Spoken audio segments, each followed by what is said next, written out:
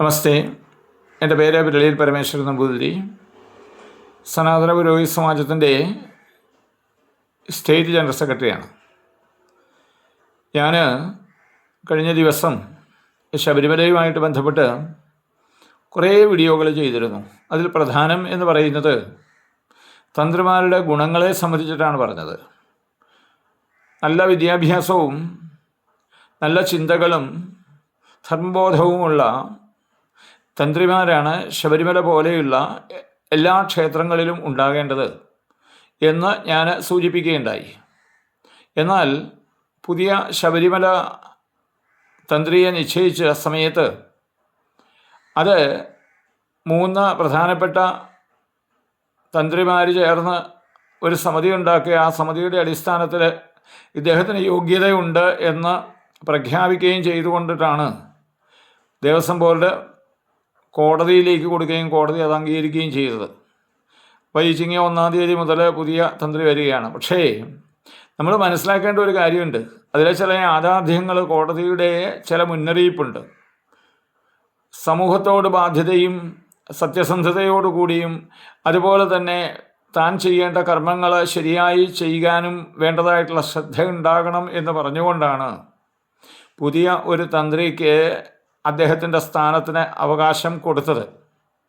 ഇവിടെ നമ്മൾ ചിന്തിക്കേണ്ട ഒരു കാര്യം, നമ്മുടെ ഹിന്ദു സമാജത്തിന് പലർക്കും അറിയില്ലാത്ത ഒരു കാര്യമുണ്ട്. അത് സൂചിപ്പിക്കാനാണ് ഞാനിവിടെ തയ്യാറാകുന്നത്. ഏതൊരു സമൂഹവും ഡെവലപ്പ് ചെയ്യണമെങ്കിൽ ആ സമൂഹത്തിന് വേണ്ടതായിട്ടുള്ള നിർദ്ദേശങ്ങൾ കൊടുക്കാൻ യോഗ്യരായിട്ടുള്ള പൗരോഹിത്യം ഉണ്ടാവണം. ഇത്തരത്തിലൊരു പൗരോഹിത്യം നമ്മുടെ സമാജത്തിലില്ല എന്നുള്ളത് വളരെ ദുഃഖത്തോടു കൂടി സ്മരിക്കുകയാണ്. സമൂഹത്തോട് ബാധ്യതയുള്ള, ഭക്തന്മാരോട് കൂറുള്ള, പൂജിക്കുന്ന ഈശ്വരനോട് ഭക്തിയുള്ള ഒരു സമൂഹമാണ് പൗരോഹിത്യത്തിൽ ഉണ്ടാകേണ്ടത്. വളരെ വ്യക്തമായ കാഴ്ചപ്പാടോടുകൂടി എന്താണ് പൗരോഹിത്യത്തിൻ്റെ ധർമ്മം എന്നറിഞ്ഞ് ജീവിക്കുന്ന ഒരു തലമുറയാണ്, അല്ലെ ഒരു പൗരോഹിത്യ വിഭാഗമാണ് നമുക്കുണ്ടാവേണ്ടത്. നമ്മളുടെ ഉപനിഷത്തുക്കളൊക്കെ എടുത്ത് നോക്കിയാൽ ധാരാളം ആധ്യാത്മിക ആശയങ്ങളൊക്കെ അതിൽ പറഞ്ഞതിന് ശേഷം ഏറ്റവും അവസാനമായിട്ട് അവിടെ പറയുന്നത് ഇപ്രകാരമാണ്: നിങ്ങൾക്ക് ഈ കാര്യത്തിൽ എന്തെങ്കിലും സംശയം ഉണ്ടായാൽ നിങ്ങളുടെ സമീപത്തുള്ള ബ്രാഹ്മണരോട് ചോദിച്ച് മനസ്സിലാക്കാനാണ് പറയുക. അപ്പോൾ ബ്രാഹ്മണർ എന്തെല്ലാം അറിഞ്ഞിരിക്കണം, അവർ ഏതെല്ലാം ഉപദേശം സമൂഹത്തിന് കൊടുക്കാൻ ബാധ്യസ്ഥരായവരാണ് എന്ന് നമ്മൾ മനസ്സിലാക്കണം. ഇന്ന് ബ്രാഹ്മണൻ എന്ന് കേൾക്കുമ്പോൾ തന്നെ സമൂഹത്തിന് വളരെ മോശപ്പെട്ടതായിട്ടുള്ള ഒരു ഭാവമാണുള്ളത്. അതിനുള്ള കാരണവും ഈ സമൂഹത്തിൻ്റേതല്ല, ബ്രാഹ്മണ്യതയിൽ എവിടെയോ വന്ന പാളിച്ചകളാണ് എന്ന് മനസ്സിലാക്കണം. ബ്രാഹ്മണ്യം ജന്മം കൊണ്ട് മാത്രമാണ് എന്ന് ധരിക്കുന്ന ആൾക്കാരാണ് ഇന്നും നിലനിൽക്കുന്നത് എന്ന് നമ്മൾ മനസ്സിലാക്കണം. അങ്ങനെയുള്ളവരാണ് പൗരോഹിത്യത്തിലേക്ക് വരേണ്ടത് എന്നുള്ളതിൻ്റെ പ്രഖ്യാപനമാണ് ശബരിമലയിലെ തന്ത്രി നിശ്ചയത്തിലുണ്ടായത്. ഇത് ഞാൻ എല്ലാ ഹിന്ദു സമാജത്തോടും പറയുകയാണ്. മറ്റെല്ലാ മതങ്ങളിലും, ക്രിസ്തുമതത്തിലാണെങ്കിൽ 8-9 വർഷക്കാലത്തെ പഠനം, ആധുനിക വിദ്യാഭ്യാസം അനിവാര്യമാണ്. അതോടൊപ്പം ആധ്യാത്മിക വിദ്യാഭ്യാസം, അതിനുവേണ്ടി സെമിനാരികളുണ്ട്, പഠിപ്പിക്കാനുള്ള പഠനശാലകളുണ്ട്. അത് കഴിഞ്ഞാൽ അവർ ഏതെങ്കിലും ഒരു പള്ളിയിൽ അങ്ങനെ പ്രവർത്തനം ചെയ്യുന്നു.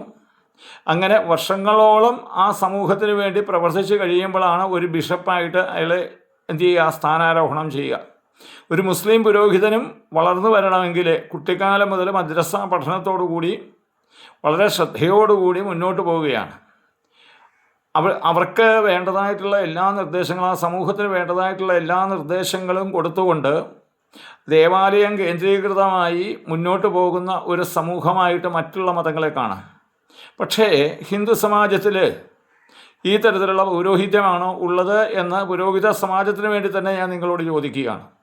ഈ പുരോഹിത സമാജം എന്ന് പറയുന്ന ഒരു സംഘടന തന്നെ ഉണ്ടാക്കിയത് പൗരോഹിത്യത്തിൻ്റെ ശുദ്ധീകരണം എന്നുള്ള ആഗ്രഹത്തിൻ്റെ പേരിലാണ്.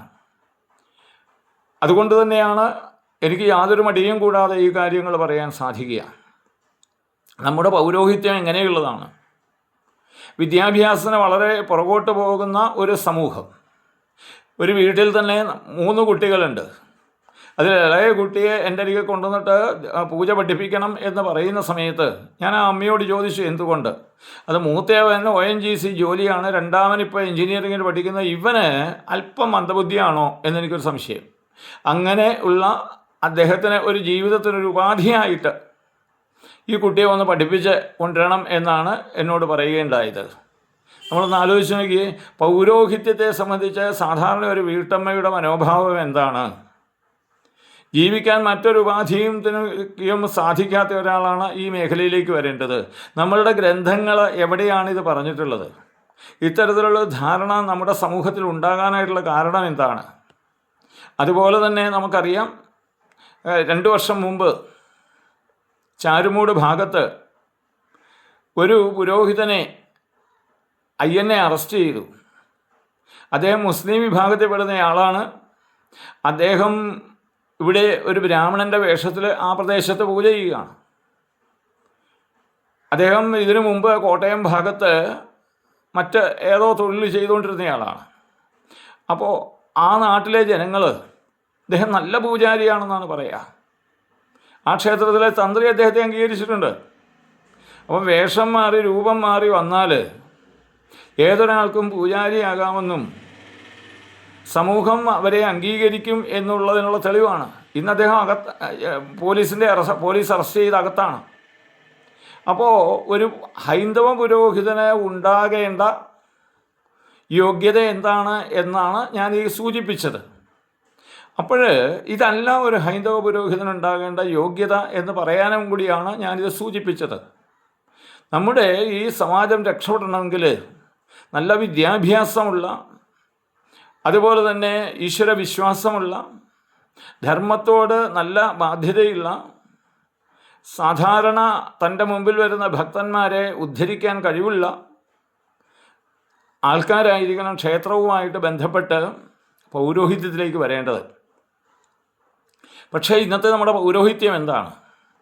ഇന്ന് നമ്മുടെ യൂട്യൂബ് തുറന്നു കഴിഞ്ഞാൽ എത്രയെല്ലാം പുതിയ പുതിയ ദേവന്മാർ വന്നുകൊണ്ടിരിക്കുകയാണ്, പുതിയ പുതിയ പൂജാ സംവിധാനങ്ങൾ വന്നുകൊണ്ടിരിക്കുകയാണ്. അതിനുള്ള പ്രചരണ വേദിയായിട്ട് ഇത് മാറുകയാണ് യൂട്യൂബൊക്കെ. അതുപോലെ ഇന്ന മന്ത്രം ജപിച്ചാൽ മതി, നിങ്ങളുടെ വീട്ടിലെ മുഴുവൻ പ്രശ്നങ്ങളും പരിഹരിക്കുമെന്നാണ് പറയാം. നിങ്ങളുടെ കുട്ടികൾ നന്നായി വളരണോ, ഇത് പഠിച്ചാൽ മാത്രം മതി, ഇത് ഒരു 12 പ്രാവശ്യം ജപിച്ചാൽ മതി എന്നാണ് പറയുക. ഇത്തരത്തിൽ ധാരാളം തെറ്റിദ്ധാരണകളിലൂടെയാണ് നമ്മളുടെ സമൂഹം പോകുന്നത്. ഇത് പൗരോഹിത്യത്തിൻ്റെ ചുമതലയല്ല എന്നാണ് ആദ്യമായിട്ട് എനിക്ക് പറയാനുള്ളത്. അതുകൊണ്ട് പൗരോഹിത്യം ശുദ്ധമാകണമെങ്കിൽ നല്ല വിദ്യാഭ്യാസം ഉണ്ടാവണം. ആധുനിക വിദ്യാഭ്യാസത്തോടൊപ്പം സംസ്കൃത പഠനവും അതുപോലെ തന്നെ താന്ത്രിക വിദ്യയിൽ അവഗാഹവും ഉണ്ടാകുന്ന പൗരോഹിത്യം എപ്പോഴാണോ ഈ സമൂഹത്തിലുണ്ടാകുന്നത് അപ്പോൾ മാത്രമേ ഇവിടുത്തെ ഹിന്ദു സമാജത്തിന് വേണ്ട വഴിയിൽ പോകാൻ സാധിക്കുകയുള്ളൂ എന്നുള്ളതിൽ യാതൊരു സംശയവുമില്ല. ഇന്നത്തെ സാഹചര്യത്തിൽ ഒരു ക്ഷേത്രത്തിലെ പ്രധാന ആചാര്യനാണ് തന്ത്രി. അദ്ദേഹത്തെ നിയമിക്കാൻ മറ്റാർക്കും അവകാശമില്ല. ആ ക്ഷേത്രത്തിലെ തന്ത്രി തന്നെയാണ് അടുത്ത തന്ത്രിയെ നിശ്ചയിക്കുന്നത്. അതുപോലെ തന്നെ താന്ത്രിക കർമ്മങ്ങൾ ചെയ്യാൻ ആരെ വേണം എന്ന് തീരുമാനിക്കുന്നതും അവിടുത്തെ തന്ത്രിയാണ്. അവർ തൊഴിൽ മേഖലയിൽപ്പെടുന്നവരല്ല. തൊഴിലാളി നിയമങ്ങളോ അല്ലെങ്കിൽ തൊഴിൽ മേഖലയിലെ നിയമങ്ങളോ അവർക്ക് ബാധകമല്ല. നിങ്ങൾക്ക് പറഞ്ഞാൽ മനസ്സിലാകാൻ വേണ്ടിയിട്ട് കുറച്ചുകൂടി ഞാൻ വ്യക്തമാക്കുകയാണ്. ഇപ്പം തിരുവിതാംകൂർ ദേവസ്വം ബോർഡിലെ ഒരു ശാന്തി, അദ്ദേഹം വരുന്ന സമയത്ത് അദ്ദേഹത്തിന് ഇന്ന വിദ്യാഭ്യാസം ഉണ്ടാകണമെന്ന് പറയുന്നുണ്ട്, ഇന്ന കഴിവുണ്ടാവണമെന്ന് പറയുന്നുണ്ട്. അതുപോലെ തന്നെ അദ്ദേഹത്തിൻ്റെ കാലാവധി ഇത്രയാണെന്ന് പറയുന്നുണ്ട്. അദ്ദേഹം ഇത്ര വയസ്സ് കഴിയുമ്പോൾ അവിടുന്ന് പെൻഷൻ പറ്റുന്നതായിട്ട് പറയുന്നുണ്ട്. ഇത്തരത്തിൽ അതിന് പ്രായപരിധിയുണ്ട്. ഇതൊക്കെ നിശ്ചയിച്ചു കൊണ്ടിട്ടാണ് തൊഴിൽ മേഖലയിൽ ഓരോ പൗരോഹിത്യത്തെയും ദേവസ്വം ബോർഡ് നിയമിക്കുന്നത്. എന്നാൽ കേരളത്തിലെ താന്ത്രിക മേഖലയിൽ വിദ്യാഭ്യാസം ഇല്ലാത്ത, വേണ്ടതായിരിക്കുന്ന പക്വതയില്ലാത്ത, ധർമ്മത്തോട് യാതൊരു ബാധ്യതയുമില്ലാത്ത, എന്താണ് പൂജയെന്നറിയാത്ത, ആ നിലയിൽ പാരമ്പര്യത്തോടു കൂടി വളർന്നു വരാത്ത ഒരു സമൂഹത്തെയാണ് ഇന്ന് തന്ത്രിമാരായിട്ട് നിയമിക്കുന്നത് എന്നുള്ളതാണ് ഞാൻ പറഞ്ഞതിൻ്റെ അർത്ഥം. അവരാണ് പിന്നെ എല്ലാ കാര്യങ്ങളും തീരുമാനിക്കുക. ആ ക്ഷേത്രത്തിൻ്റെ ആചാരങ്ങളും മര്യാദകളും ഒക്കെ നിശ്ചയിക്കുന്നത് അവർ തന്നെയാണ് എന്നാണ്. എന്നാൽ ഒരു കാലത്ത് തന്ത്രിമാർക്ക് ഇത്തരത്തിലുള്ള അവകാശങ്ങൾ കൊടുത്തിരുന്ന കാരണം അവർക്ക് വേണ്ടതായിട്ടുള്ള വിദ്യാഭ്യാസം ഉണ്ടായിരുന്നു. പണ്ട് പൂജ പഠിക്കുന്നത് കുടുംബത്തിൽ നിന്ന് മാത്രമേ പഠിക്കാൻ ഉള്ള സാഹചര്യം ഉണ്ടായിരുന്നുള്ളൂ. ഇന്ന് അങ്ങനെയുള്ള ബ്രാഹ്മണ കുടുംബങ്ങൾ വളരെ കുറഞ്ഞു എന്നുള്ളതാണ്.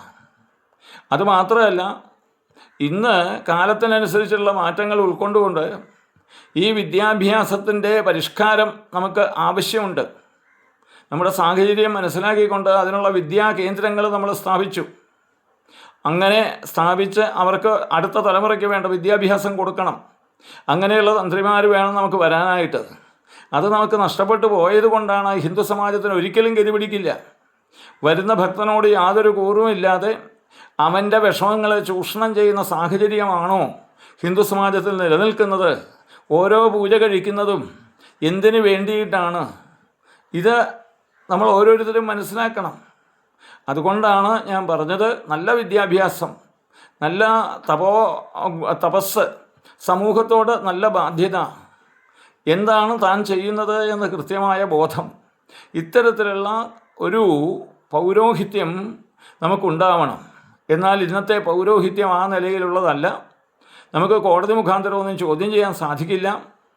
ആ പ്രധാന പൗരോഹിതന് എത്ര പ്രായം എന്ന് നമുക്ക് നോക്കാൻ പാടില്ല. കാരണം അതൊന്നുമില്ല. അദ്ദേഹം പാരമ്പര്യമായിട്ട് ദേവൻ്റെ പിതാവ് എന്ന് പറഞ്ഞ് അവകാശപ്പെട്ടുകൊണ്ട് വരികയാണ്. അവകാശപ്പെടുകയല്ല, അതിനെ നമ്മുടെ സമൂഹം അംഗീകരിച്ചിരിക്കുകയാണ്. അതുകൊണ്ട് ഹിന്ദു സമാജത്തിലെ മുഴുവൻ സംഘടനകളും മറ്റുള്ളവരും അതിനു വേണ്ടിയിട്ട് ഒരു ചിന്ത ആവശ്യമുണ്ട്. വിദ്യാഭ്യാസത്തിന്, ആധ്യാത്മിക വിദ്യാഭ്യാസത്തിനും നല്ല പൗരോഹിത്യത്തെ വളർത്തിയെടുക്കാനും വേണ്ടതായിരിക്കുന്ന തന്ത്രവിദ്യാ കേന്ദ്രങ്ങൾ ദേവസ്വം ബോർഡിൻ്റെ നേതൃത്വത്തിൽ തുടങ്ങാം. അതുപോലെ തന്നെ മറ്റ് സംഘടനകളുടെ പേരിൽ തുടങ്ങാം. അതിന് പ്രത്യേകമായ നല്ല സിലബസുകളും കാര്യങ്ങളും ഒക്കെ ആവശ്യമുണ്ട്. ഇന്ന് ആ നിലയിൽ പോകുന്ന ഒരു തന്ത്രവിദ്യാ പീഠമാണ് ആലുവയിലുള്ളത്.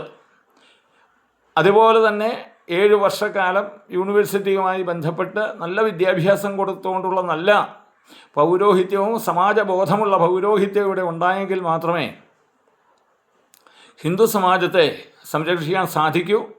അതുകൊണ്ട് പൗരോഹിത്യം ശുദ്ധീകൃതമാകട്ടെ എന്ന് എല്ലാവരും ചിന്തിക്കണം. അതിലുള്ള പ്രവർത്തനം തുടങ്ങണം. ഇപ്പോൾ തന്ത്രിമാർ തന്നെയുണ്ട്, അവർക്ക് തന്നെ തന്ത്രവിദ്യാപീഠങ്ങൾ തുടങ്ങാം.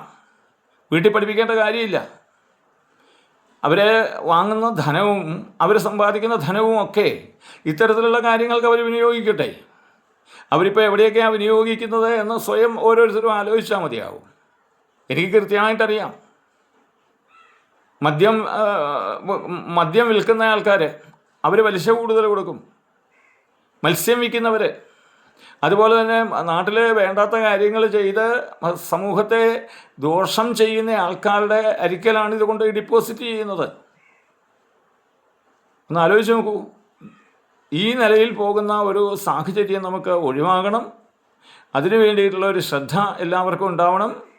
ഈ സാഹചര്യത്തിൽ നിന്ന് എങ്ങനെ നമ്മുടെ പൗരോഹിത്യത്തെ സംശുദ്ധീകരിക്കാം എന്ന് ഏവരും ചിന്തിക്കണം എന്ന് സൂചിപ്പിച്ചുകൊണ്ട് തൽക്കാലം നിർത്തുന്നു. നമസ്കാരം.